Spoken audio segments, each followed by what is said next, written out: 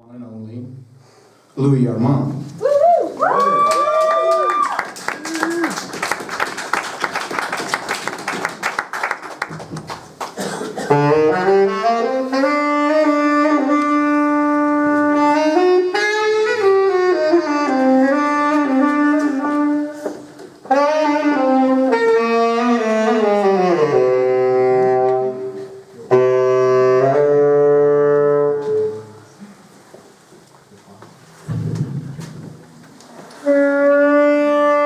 You'd never know it to look at it now.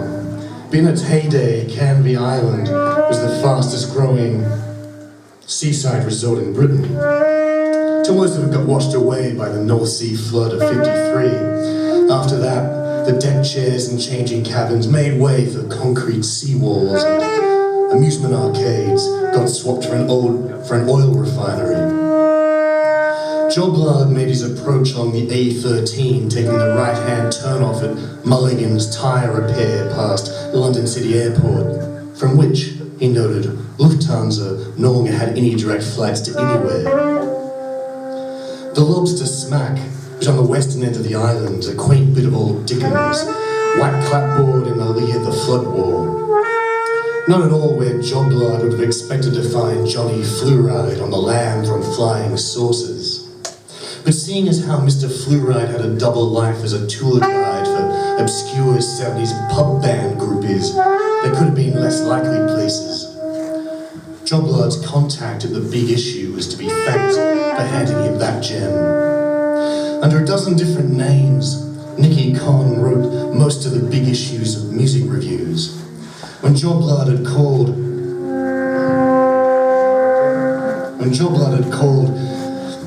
he was in the middle of firing off one on the forthcoming comeback tour by Oz Rock, might have been Bruce Welly. As serendipity would have it, Welly's first gig was scheduled for that very night at the Labworth Cafe in Canvey. Fluoride didn't play too hard to get, Nicky... I can't see what I'm reading. Joblard considered dropping by if all went well and Johnny Fluoride didn't play too hard to get. Nicky Conn had only good things to say. The band's great. If you like things low-key, I mean, well, he's so bloody low-key, he's not under the radar, he's under a fucking rock. But it's some rock chum. As for the sightseeing tours, Joblard couldn't make it out. Nicky Conn filled him in. They come all the way from Belgrade, Perth, Singapore, just to breathe the same air. Dr. Feelgood groupies, like it's hallowed ground. All these leather jacket types, old guys. You had to have lived it to know what it means. Yeah, right. Like Canvey was ever the centre of anything unless it was a V2 falling short of its target. Not that you'd hold it against them. He was sure the people there were very nice people. Joblard wheeled up to the Lobster Smack in time for the lunchtime special. Pilchards with shepherd's pie. It came, the chalkboard in the window said, with chips, salad, or cooked vegetables. The connotations of the word cooked boggled the mind. Inside, the place was mostly empty. There was the usual briny smell of beer-soaked carpet, the signal to the uninitiated that this was indeed an establishment in which a drop spilled was not a drop wasted. The barman was busy sharing a yarn with a punter on a stool whose attention was divided between an empty whiskey glass and a bowl of nuts, probably left out free by the management so the patrons didn't starve to death between rounds. The punter's army surplus anorak looked familiar, unsurprising considered half of London wore them. But this one was especially familiar. Joblard moved in beside its wearer and waited for the barman to wrap up his spiel. See, there was this Irish, owned a hardware shop over by Benfleet, Hilty's, specialised in nails. Business was no good because of the recession. One night he comes in here drowning his sorrows and there's this Channel 4 type sitting at the bar wants to start a conversation. So Hildy lays it out for him, the whole sob story from start to finish. The TV knob laps it up, tells Hildy how it's his lucky day, him being an untold marketing whiz kid. And right there and then he offers to run up an ad campaign for Hildy's nails that'll really put the old man on the map. Guaranteed. Or it's free. The barman paused, gave Joblard a sly wink. With you there in a second, son. Then went on with his yarn. Your Irish, of course, didn't think any more about it. The whiz kid was just another lush on a bar stool, and the banks had him by the short and curlies. Just a matter of time before the repo men started knocking at the door, lowering his voice for dramatic effect, leaning in closer to the punter in the anorak. Hildy's up watching telly with the missus a few nights later. What does he see? The ad break comes up and there's Jesus Christ himself being put up on the cross. Crown of thorns and all, baking in the sun, eyes turned up to heaven. A couple of Romans down below congratulating themselves on superior workmanship.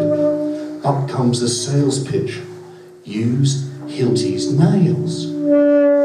The barman looked over at Joblard again. Pipe, is it? Joblard nodded. The punter in the anorak kept stim, fidgeting with his glass. The barman set down an ale and Joblard shuffled some change across the counter. The punter in the anorak stared morosely at the full pint as if it represented 7 years of bad luck. Or worse luck. He wasn't far wrong. The stuff tasted like deep greaser someone else had put to use. The brand on the tap was something unpronounceable. That's the problem with this country, he thought. You can't get an honest pint the way you used to. Give me a full as any day. Well, Hilty was in a real fix, the barman cut in, polishing the taps with a dish rag.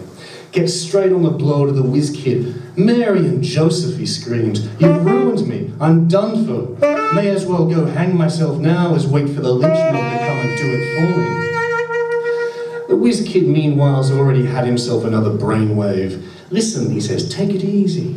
We'll fix it, promise. We'll get another ad up tomorrow, right as rain, never fear. Old Hildy's beside himself. The missus tries to calm him down. Can't hurt to try, she says. Always the pragmatist, a rock in the storm-tossed sea. Anorak took a dry sip of his empty tumbler, winced, set the tumbler down in defeat, both elbows on the bar, head sagging between shoulder blades, chin barely an inch above the rim of his glass.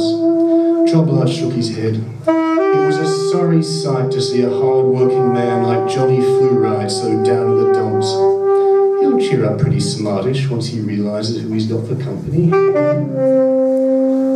Joblard cast a glance around the rest of the bar. No sign of aliens, just the odd escapee from the local bingo parlour warming themselves over thimbles of sherry.